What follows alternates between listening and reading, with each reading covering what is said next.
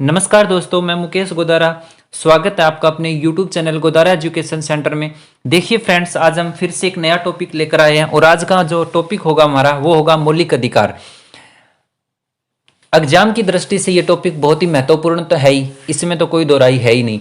लेकिन एक सिटीजन होने के नाते, एक नागरिक होने के नाते भी हमें अपने मौलिक अधिकारों का पता होना चाहिए कि हमारे संविधान के अंदर कौन कौन से जो मौलिक अधिकार है जो हमें प्रदान किए गए हैं, और ताकि उनका कोई उल्लंघन ना कर सके, और यदि उनका उल्लंघन हो रहा है तो हम उनका खिलाफ कोई कार्रवाई कर सकें। तो इसलिए हमें अपने मौलिक अधिकारों का पता होना, क्योंकि जाने अनजाने में कहीं ना कहीं हमारे मौलिक अधिकारों का उल्लंघन हो जाता है कहीं, अगर हमें उनकी जानकारी ना हो तो।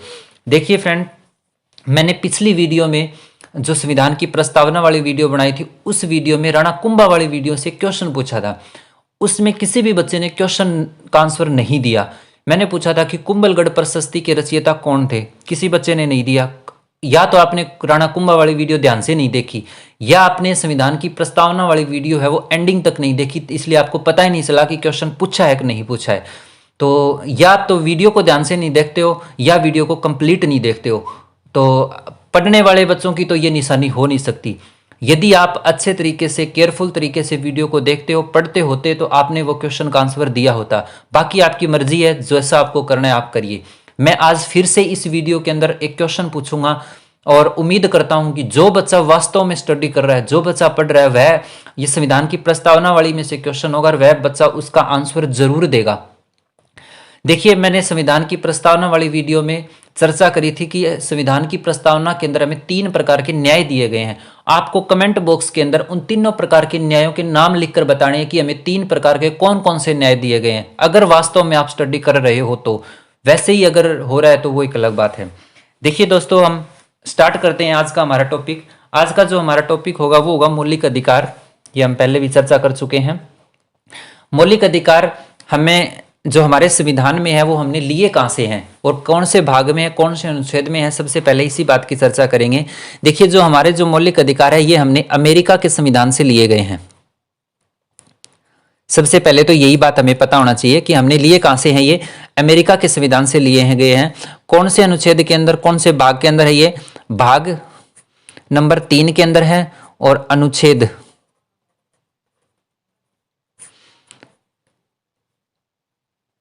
अनुच्छेद 12 से लेकर 35 तक हमारे संविधान के अंदर मौलिक अधिकारों का वर्णन किया गया है। ये बहुत इंपॉर्टेंट है। ये 3 चीजें आपको ध्यान रखनी है कि अमेरिका के संविधान से लिए गए हैं, भाग 3 के अंदर, और अनुच्छेद 12 से 35 तक हमारे ये मौलिक अधिकारों का वर्णन किया गया संविधान के अंदर।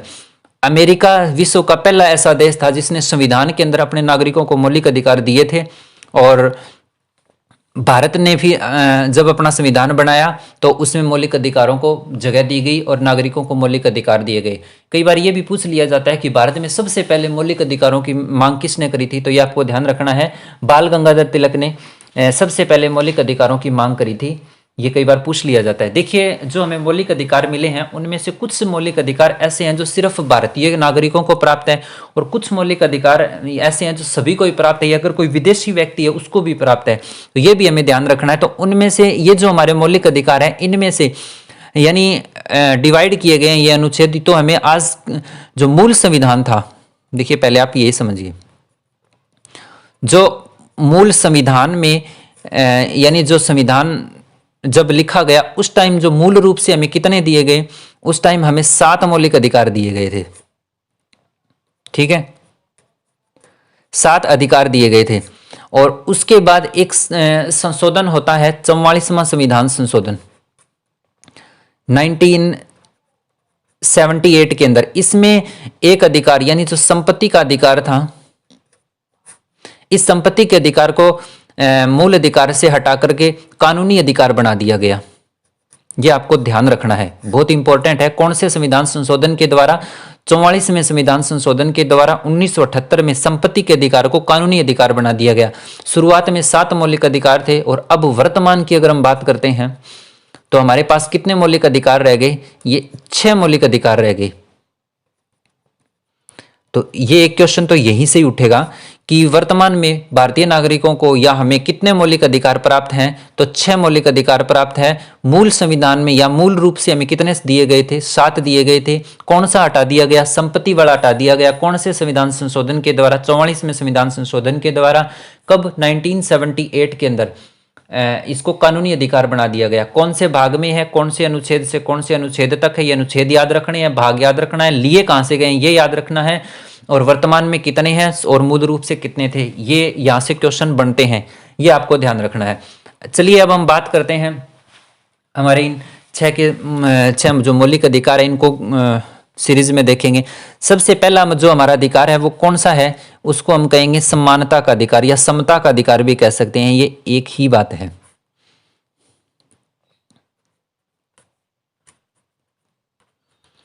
समता का अधिकार कहो या समानता का अधिकार। इस समानता के अधिकार के अंदर कौन कौन से अनुच्छेद आते हैं? इसके अंदर आएगा 14, 15, 16, 17 और 18। ये जो 1, 2, 3, 4, 5 ये 5 अनुच्छेद आते हैं। ये 5 अनुच्छेद इसके अंदर समानता का या समता का अधिकार दिए गए हैं। अब आप ये सोचोगे कि आपने यहाँ तो बोला कि 12 से 35 दिए गए हैं, 12 से स्टार्ट किया गया, लेकिन यहाँ 14 से स्टार्ट कैसे किया? देखिए आप समझ लीजिए, 12 और जो 13 अनुच्छेद के अंदर दिया गया है ये इतना इंपॉर्टेंट नहीं है, लेकिन फिर भी बता देता हूँ कि इनमें है क्या। 12 अनुच्छेद के अंदर है, इसके अंदर एक परिभाषा दी गई है राज्य की। राज्य का मतलब जो भी सरकारी यानी किसके विरुद्ध हमें ये प्राप्त। राज्य का मतलब कोई एक राज्य नहीं है, उसमें सारे राज्य आएंगे, हमारे देश की संसद आएगी, देश के हर प्रकार की जो सरकारी संस्थाएं हैं वो आएंगी, और कोई भी सरकारी कर्मचारी है यानी वो व्यक्ति जो हमारे मौलिक अधिकारों का उल्लंघन नहीं कर सकता, उनकी इसमें परिभाषा दी गई है और उनको कहा गया है राज्य। तो वो इसमें कहा गया। अनुच्छेद 13 के अंदर कुछ ऐसी विधियां, कोई भी ऐसी विधियां या फिर कोई भी ऐसा कानून जो देश के आज़ाद होने से पहले या फिर बाद में बना हो, लेकिन अगर वो हमारे इन मौलिक अधिकारों का उल्लंघन कर रहा हो, 6 के 6 मौलिक अधिकारों का, तो वो विधियां शून्य मानी जाएंगी। ये बात इसमें कही गई है। इन दोनों में इतना ही याद रखना है, काफ़ी है। अब हम बात करते हैं अनुच्छेद 14 के अंदर क्या है।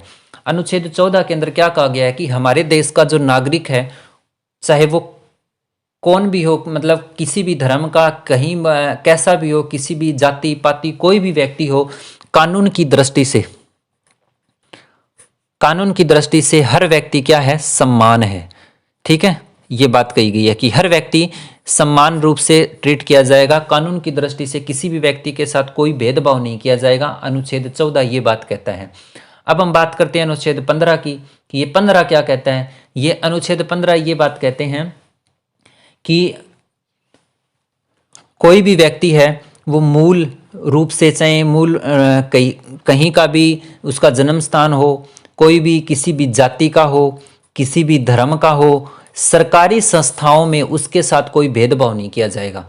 यानी जितनी भी सरकारी संस्थाएं हैं जहां पर सरकारी कर्मचारी काम करते हैं, उस व्यक्ति के साथ, कोई भी होटल है, कोई भी कुछ भी है, वहां पर उस व्यक्ति के साथ कोई भेदभाव नहीं किया जाएगा। यानी एक सामाजिक समानता की बात की गई, यानी जो समाज के अंदर है व्यक्ति के साथ भेदभाव नहीं किया जाएगा, चाहे वो किसी भी जाति पाति के आधार पर। ये अनुच्छेद 15 के अंदर। 14 के अंदर क्या कहा गया है कि कानूनी रूप से समानता की दृष्टि से देखे जाएंगे हर व्यक्ति को। 15 में समाज में समानता की दृष्टि से देखे जाएंगे। और जो अनुच्छेद 16 है इसके अंदर क्या कहा गया है कि जो जितनी भी जो सरकारी सेवाएं होती हैं या जो सरकारी नौकरियां होती है, उनके लिए जो भी सरकारी सेवाएं होती है, उनके लिए जो भी एग्जाम होते हैं या उनमें भाग लेने के लिए, यानी जो भी सरकारी नौकरी है उनमें भाग लेने के लिए हर व्यक्ति को समान अवसर प्राप्त है। ये नहीं है कि ये व्यक्ति, ये देखो एक क्वालिफिकेशन होती है वो एक अलग है, लेकिन देखिए आप इतनी बात को अपने माइंड में रखिए कि जो भी ये हमें मौलिक अधिकार दिए गए हैं वो ये ज़रूरी नहीं है कि बस ये कह दिया तो ये होगा। इनके ऊपर प्रतिबंध भी लगाया जा सकता है। इनके साथ में कुछ कंडीशंस भी है, उन कंडीशंस को भी हमें फॉलो करना पड़ता है। अब बहुत सी कंडीशंस लगा दी जाती है सरकार के द्वारा, जिस तरह कोई भी हम कहेंगे कि हर व्यक्ति को सम्मान की दृष्टि से, लेकिन फिर उसमें ये कहा दिया जाए कि बच्चों और महिलाओं के संबंध में जो राज्य है वो विशेष कानून बना सकता है। तो वो एक कंडीशन लग गई वहाँ पर। तो वहाँ पर सबको समान रूप से कैसे कहा जाएगा जब बच्चों और महिलाओं के संबंध में कुछ विशेष कानून उनको अलग से दिए जा सकते हैं। तो वो वही है, इनके ऊपर कुछ प्रतिबंध भी लगाए जा सकते हैं, इनके साथ कुछ कंडीशंस भी होती है, वो उनको भी फॉलो करना होता है। तो यही है कि जो योग्यता है, योग्यता वो तो देखी जाएगी, लेकिन उस योग्यता में जितने व्यक्ति आते हैं फिर उनको भाग लेने के लिए उनको समान अवसर दिया जाएगा, ये इसके अंदर कहा गया है। फिर अनुच्छेद है 17। 17 के अंदर क्या है, एक बहुत बड़ी बीमारी कह लो आप इसको, अस्पृश्यता, इसको खत्म किया गया। इसके अंदर जब हमारा देश आज़ाद हुआ उससे पहले ये बहुत ही चरम सीमा पर थी, यानी छुआछूत बोल सकते हैं हम इसको।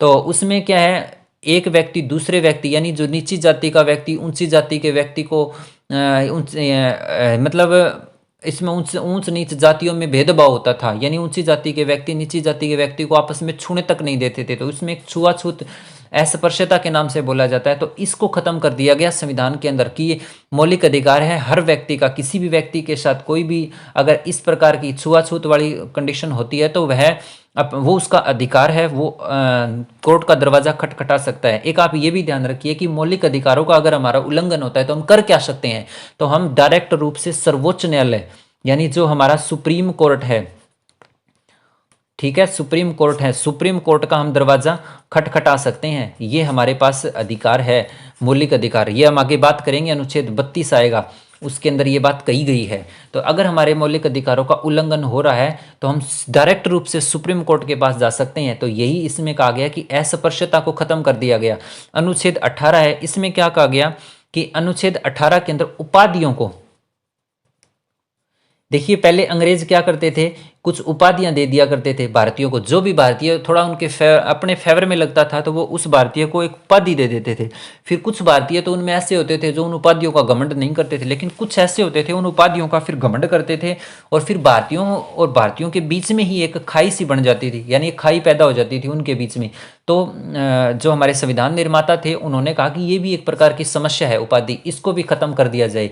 तो इस उपाधियों वाले सिस्टम को भी खत्म कर दिया जाए। लेकिन आज हम देखते हैं कि जो बहुत से, जिस तरह ये भारत रत्न दिया जाता है, पद्म भूषण दिया जाता है, पद्म विभूषण दिया जाता है, ये बहुत से पुरस्कार दिए जाते हैं। तो ये क्या है, ये पुरस्कार होते हैं, ये उपाधियों में नहीं गिने जाते। हाँ ये दिए जाते हैं, लेकिन इसमें एक बात और कही गई कि शिक्षा और सैन्य में दी जा सकती है। ठीक है, शिक्षा और सैन्य में, ये आज हम देखते भी हैं। जिस तरह हम देखते हैं कि सेना के अंदर जनरल वगैरह आदि की उपाधि दी जाती है, शिक्षा के अंदर भी आगे लग सकता है। जिस तरह शिक्षा में कोई डॉक्टर आगे लगा दिए जाते हैं, ये उपाधि इनमें जो शिक्षा, और ये भी कई बार क्वेश्चन बना दिया जाता है कि कहाँ पर उपाधियों को खत्म तो कर दिया गया है, लेकिन कौन से ऐसे क्षेत्र हैं जहाँ पर उपाधियाँ दी जा सकती है, तो शिक्षा और सैन्य है। ये दो जगह ऐसी है जहाँ पर उपाधियाँ आज भी दी जा सकती है। ठीक है, ये हमारा जो समानता का जो मौलिक अधिकार है ये इसमें खत्म हुआ, ये आपको ध्यान रखना है। पहले में कानून रूप से सभी को समानता है, दूसरे में समाज में मूल जाति धर्म किसी के साथ, यानी कोई भी सरकारी संस्थाओं में हमारे साथ कोई भेदभाव नहीं किया जाएगा। सरकारी नौकरियों में सभी को समान रूप से भाग लेने की स्वतंत्र समानता है। और 17 में अस्पृश्यता, सभी व्यक्ति समान है, किसी के साथ कोई छुआछूत वाला सिस्टम नहीं किया जाएगा। और उपाधियां, यानी सभी व्यक्ति समान है, किसी को किसी विशेष प्रकार की उपाधि से नहीं नवाजा जाएगा, जिसमें इसमें सभी प्रकार की समानता की बात कही गई है। तो ये हमारा कौन सा अधिकार हो गया, समानता का अधिकार या क्षमता का अधिकार। अब हमारा जो दूसरा मौलिक अधिकार आता है वो कौन सा है, स्वतंत्रता का अधिकार बोलते हैं जिसको।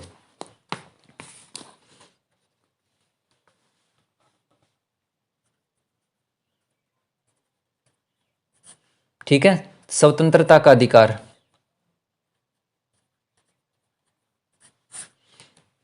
स्वतंत्रता का अधिकार है। स्वतंत्रता के अधिकार में जो अनुच्छेद है वो कौन कौन से आते हैं, ये इसमें आते हैं अनुच्छेद 19 से लेकर 22 तक। हम 14 से 18, 12 13 हम पहले पढ़ चुके हैं, 14 से 18 हम समानता में पढ़ चुके हैं, और 19 से 12 तक है इसमें स्वतंत्रता आती है।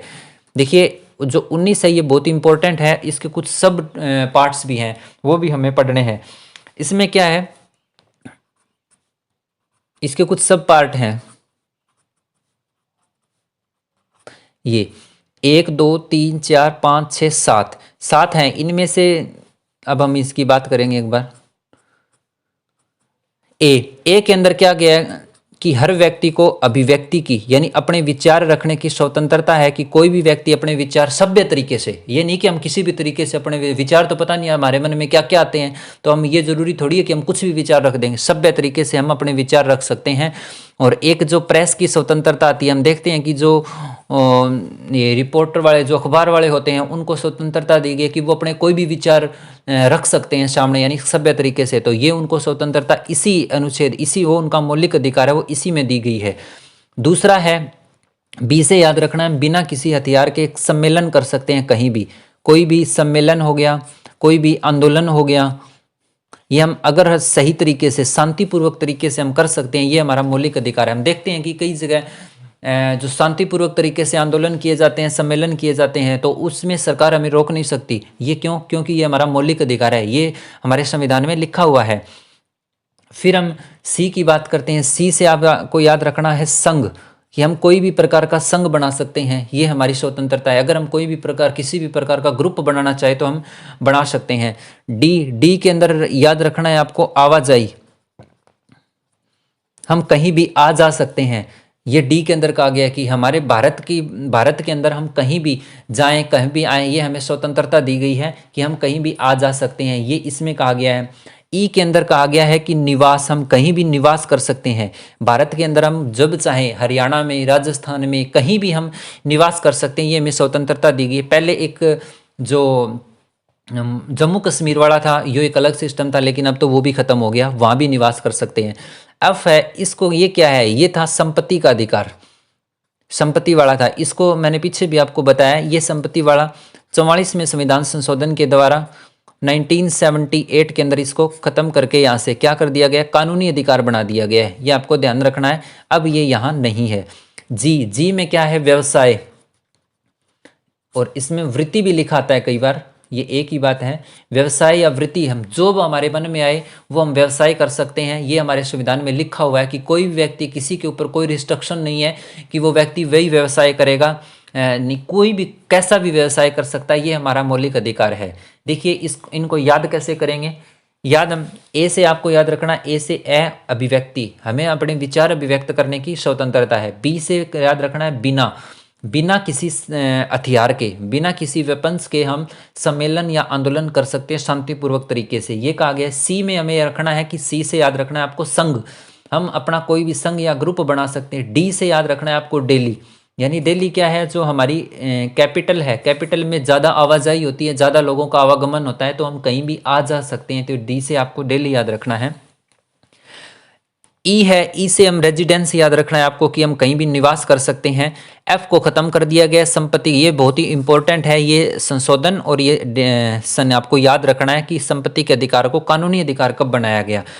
जी में मतलब जो हमारे जी में आए वो हम व्यवसाय कर सकते हैं, जो हम कार्य कर सकते हैं, चाहे हम सरकारी नौकरी करें, कोई प्राइवेट काम करें, वो कुछ भी करें, वो जो हमारे जी में आए। अब जी में आए का ये मतलब नहीं हो कि हम स्मगलिंग करने लग जाएं, ये भी एक, इनके ऊपर भी प्रतिबंध है, यानी जो समाज कल्याण के दृष्टि से जो कार्य हो वही हम कर सकते हैं। अब ये मतलब आप समझ गए होंगे कि अलग चीज़ें हम 2 नंबर का कार्य नहीं कर सकते, इसमें जो सही तरीके से समाज कल्याण की दृष्टि से जो काम हो वो हम कर सकते हैं, जो हमारे मन में आए, ठीक है, ये इसमें कहा गया है। अब हम अनुच्छेद बात करते हैं 20 की। 20 अनुच्छेद में क्या कहा गया है, जो अनुच्छेद 20 है इसके अंदर कहा गया है कि अपराधों के लिए दोष से सिद्धि के संबंध में हमें संरक्षण दिए, यानी अपराध के संबंध में, अपराधों के संबंध में, यानी कोई व्यक्ति अगर अपराधी है उसको भी कुछ कानूनी रूप से मौलिक अधिकार दिए गए हैं। अपराध, तो इसमें क्या कहा गया है कि यदि किसी भी व्यक्ति को तब तक अपराधी नहीं ठहराया जा सकता जब तक वह अपने अपराध करते समय किसी भी कानून का उल्लंघन नहीं किया गया। एक बात तो यही कही गई है इसमें कि किसी भी व्यक्ति को जब तक अपराधी नहीं ठहराया जा सकता यदि उसने किसी कानून का उल्लंघन ना किया है। और एक व्यक्ति को एक अपराध के लिए एक ही बार सजा मिलेगी, 2 बार। अब एग्जाम्पल से समझिए आप कि मतलब कोई व्यक्ति है, किसी व्यक्ति के ऊपर मतलब किसी अपराध का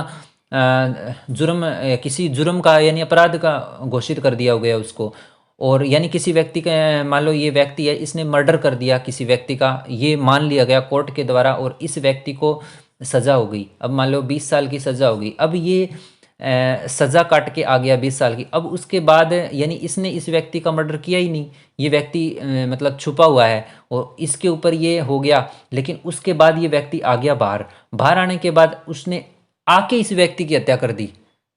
आने के बाद यानी फिर दोबारा आके इसने मतलब पहले हत्या करी नहीं, ये उस टाइम ये छुपा हुआ था, लेकिन कोर्ट ने मान लिया कि ये व्यक्ति मर गया है, वो इसको मरा हुआ मानकर इसको सज़ा दे दी गई। वापस से आया तो ये क्या इसको दोबारा सज़ा मिलेगी? बिल्कुल, क्योंकि ये सज़ा काट चुका है इसकी, तो इसको दोबारा यानी एक व्यक्ति को एक अपराध के लिए एक ही बार सज़ा मिलेगी। ये ऐसे आप समझ सकते हैं। अब है एक इसमें और भी कहा गया कि किसी भी व्यक्ति को 2 बार दंड नहीं, हाँ ये तो आपको बता दिया कि दोहरा दंड, कि व्यक्ति को अपने विरुद्ध सबूत देने के लिए बाध्य नहीं किया जा सकता। इसमें यह कहा गया कि कोई भी व्यक्ति है उसको अपने खिलाफ गवाह देने के लिए बाध्य नहीं किया जा सकता। ये अपराध संबंधी ये अनुच्छेद 20 के अंदर कहा गया है। ये हमारे मौलिक अधिकार है अपराध के संबंध में कि हमें एक जो जुर्म है उसके लिए एक ही बार सजा मिलेगी। कोई भी व्यक्ति को अपने खिलाफ गवाही देने के लिए मजबूर नहीं किया जा सकता और तब तक व्यक्ति को अपराधी नहीं ठहराया जा सकता जब तक उसने किसी कानूनी रूप से किसी का उल्लंघन नहीं, कानून का उल्लंघन ना किया है। अब है अनुच्छेद 21 के अंदर क्या है? 21 के अंदर प्राणों की स्वतंत्रता, दैहिक स्वतंत्रता, यानी ये हमें जीवन जीने का अधिकार। ये डायरेक्ट रूप से पूछा जाता है कि हमें जीवन जीने का जो अधिकार दिया जाता है वो कौन से अनुच्छेद के अंदर है? ये 21 की, ये बहुत बड़ा अनुच्छेद है। इसमें बहुत सारी बातें कही गई है। कैसी भी परिस्थिति आ जाए, कैसी भी कंडीशन आ जाए, कितना भी आपातकाल क्यों न लग जाए, लेकिन ये जो हमसे छीना नहीं जा सकता। ये प्राणों की स्वतंत्रता तो रहेगी। कोई भी व्यक्ति को ये नहीं कह सकती सरकार की आपको प्राणों की आहुति देनी पड़ेगी, मतलब कोई ज़रूरी नहीं है कि हर व्यक्ति को अपने जीने का अधिकार है।